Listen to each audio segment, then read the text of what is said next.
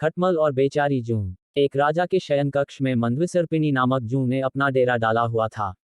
वह राजा की शैया की सफेद चादरों के बीच छुप कर रहा करती थी। राजा जब रात को सो जाता तो वह चुपके से बाहर निकलती और राजा का रक्त पीकर वापस चादरों के बीच छुप जाती। राजा को अपनी शैया पर जूं के होने का आभास नहीं था। इस तरह जूं के दिन आराम से कट रहे थे। एक दिन कहीं से अग्निमुख नामक खटमल उस शयन कक्ष में घुस आया। उस पर दृष्टि पड़ते ही जूं ने उसे भगाने का प्रयास किया। वह उसके कारण किसी विपत्ति में नहीं पड़ना चाहती थी, किंतु खटमल कहाँ आसानी से मानने वाला था। वह मधुर वाणी में जूं से बोला, मंदविसर्पिणी बहन, कोई अपने शत्रु का भी इस तरह अपमान नहीं करता जिस तरह तुम मेरा कर रही हो। मैं तो तुम्हारा मेहमान हूँ, पहली बार तुम्हारे डेरे में आया हूँ। एक रात तो मुझे यहाँ रहने दो। तुम तो रोज यहाँ के राजा के मीठे रक्त का पान करती हो, आज मुझे भी उसका थोड़ा स्वाद ले लेने दो। जूं खटमल की चिकनी चुपड़ी बातों में आ गई।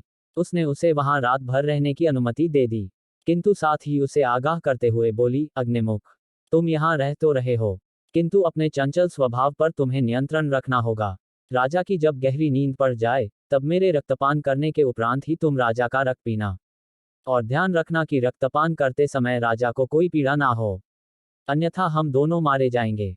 खटमल ने जूं को वचन दिया कि जब तक वह राजा का रक्तपान नहीं करती वो भी नहीं करेगा और किसी भी तरह से राजा को कष्ट नहीं पहुंचाएगा।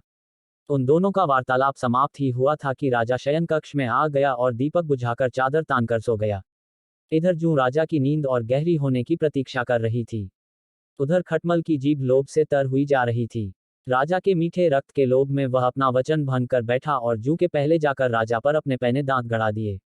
अचानक हुई पीड़ा से राजा तड़प कर उठ बैठा। उसने संतरियों को बुलाया और कहा, इस शैया में अवश्य जूं या खटमल है। तत्काल दीपक जलाकर उन्हें खोजो और मार दो।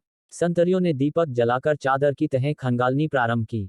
जूं हमेशा की तरह चादर की तहों में छुपी बैठी थी। खटमल राजा को काटकर पलंग के पायों के जोड़ में जा छुपा था। संतरियों की दृष्टि जूं पर पड़ गई। उन्होंने उसे पकड़कर मसल दिया। इस तरह खटमल की बातों पर विश्वास कर जूं मारी गई। सीख, अज्ञात या विरोधी स्वभाव के व्यक्ति की चिकनी चुपड़ी बातों में आकर उन पर विश्वास करना हानिकर है। उनसे सदैव सावधान रहना चाहिए। ऐसे ही और नए वीडियो देखने के लिए हमारे चैनल को सब्सक्राइब करें।